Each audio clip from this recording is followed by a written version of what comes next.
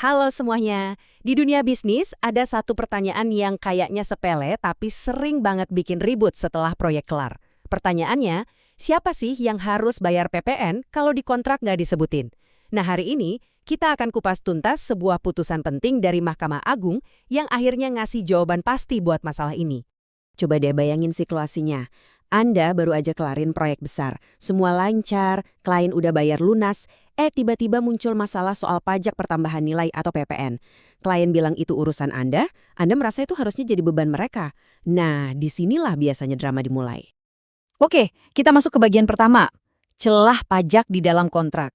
Justru karena ketidakjelasan inilah, banyak banget sengketa bisnis di Indonesia yang tadinya hubungan baik, malah jadi musuhan di pengadilan.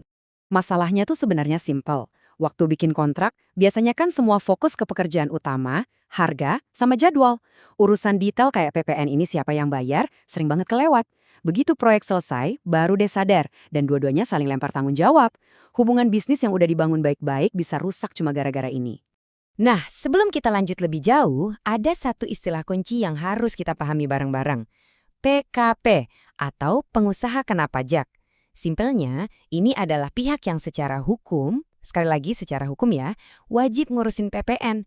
Tolong diingat baik-baik istilah ini, karena inilah inti dari semua pembahasan kita hari ini.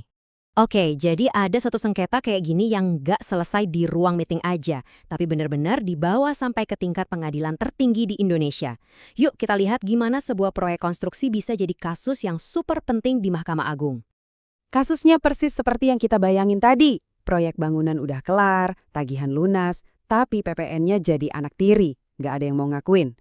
Kontraktor dan klien sama-sama ngotot. Alasannya satu, kan nggak ada di kontrak. Akhirnya, ya sudah, masalah ini dibawa ke meja hijau. Dan perjalanannya ini nggak sebentar loh. Mulai dari pengadilan tingkat pertama, terus naik banding ke pengadilan tinggi, sampai akhirnya klimaksnya di Mahkamah Agung. Perjalanan yang panjang ini nunjukin kalau masalah ini emang pelit dan genting banget, sampai butuh putusan dari hakim-hakim tertinggi. Nah, ini dia, momen yang kita tunggu-tunggu. Setelah lewat berbagai level pengadilan, gimana akhirnya Mahkamah Agung menyelesaikan benang kusut ini? Jawabannya, tegas banget dan benar-benar mengubah cara kita memandang kontrak bisnis di Indonesia. Jadi poin utamanya adalah ini. Mahkamah Agung memutuskan bahwa kewajiban untuk mengurus PPN itu adalah kewajiban yang datangnya dari undang-undang yang melekat pada status PKP.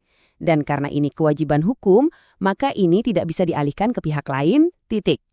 Nah, yang kerennya, kita bisa lihat langsung kutipan dari pertimbangan hukumnya. Dikatakan dengan sangat jelas dan gamblang, pihak yang statusnya